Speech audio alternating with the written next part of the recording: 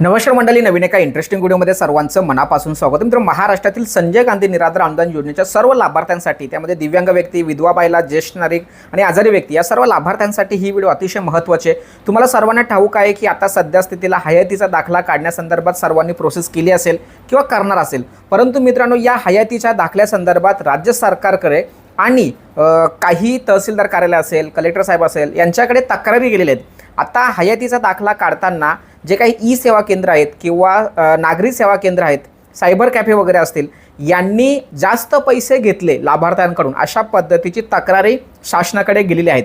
बरोबर आहे. आणि जे काही लाभार्थी आहेत त्यांनी सुद्धा अशा तक्रारी केलेल्या आहेत की बाबा आम्हाला हा हयातीचा दाखला काढण्यासाठी मोफत सुविधा उपलब्ध करून देण्यात यावी. आमच्याकडून जे 50 रुपये घेण्यात येतात किंवा जे काही 100 रुपये 200 रुपये घेण्यात येतात ते घेऊ नये, अशा पद्धतीची सुद्धा तक्रार त्या ठिकाणी केलेली आहेत. म्हणजे दोन पद्धतीने तक्रारी गेल्यात. एक म्हणजे काय, तर ते आम्हाला मोफत मिळालं पाहिजे, त्याचबरोबर जास्त पैसे घेतले जातात अशा पद्धतीची सुद्धा तक्रार केली. आणि या संदर्भात राज्य सरकार प्रशासनाने एक अतिशय महत्त्वाचा शासन निर्णय आज जाहीर केला आहे. त्या शासन निर्णयामध्ये नेमकं काय म्हटलं हे आपण या ठिकाणी थोडक्यात समजून घेऊया. तर मित्रांनो, या ठिकाणी बघा, 25 मे 2026 म्हणजे आजचा दिवस सामाजिक न्याय विशेष विभागाच्या माध्यमातून एक महत्त्वपूर्ण शासन निर्णय जाहीर झाला आहे.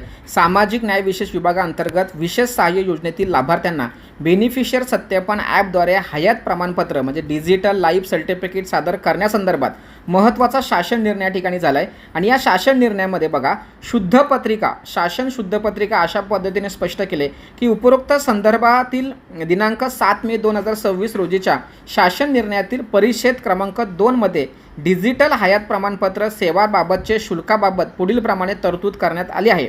तथापि लाभार्थ्यांनी सदर सेवा सेतू सेवा केंद्र, आपले सरकार सेवा केंद्र व नागरी सेवा केंद्र या माध्यमातून घेतल्यास त्याबाबतचे किमान 50 रुपये इतके सेवा शुल्क आकारण्यात येणार असल्याने सदर तरतूद पुढील प्रमाणे वाचण्यात यावी. तथापि लाभार्थ्यांनी सदर सेवा सेतू सेवा केंद्र, आपले सरकार सेवा केंद्र किंवा नागरी सेवा केंद्र या माध्यमातून घेतल्यास त्याबाबतचे कमाल 50 रुपये इतके सेवा शुल्क लाभार्थ्यास देय राहील. लक्षात ठेवा, म्हणजे लाभार्थ्यांना हे एवढे पैसे द्यावे लागतील. तर अशा पद्धतीने मित्रांनो, हा अतिशय महत्त्वाचा शासन निर्णय 25 मे 2026 रोजी म्हणजे आज रोजी पारित झाला आहे. म्हणजेच मित्रांनो, या शासन निर्णयानुसार तुम्हाला या ठिकाणी 50 रुपये हे पैसे हे हयातीचा दाखल्यासंदर्भात देणं आहे.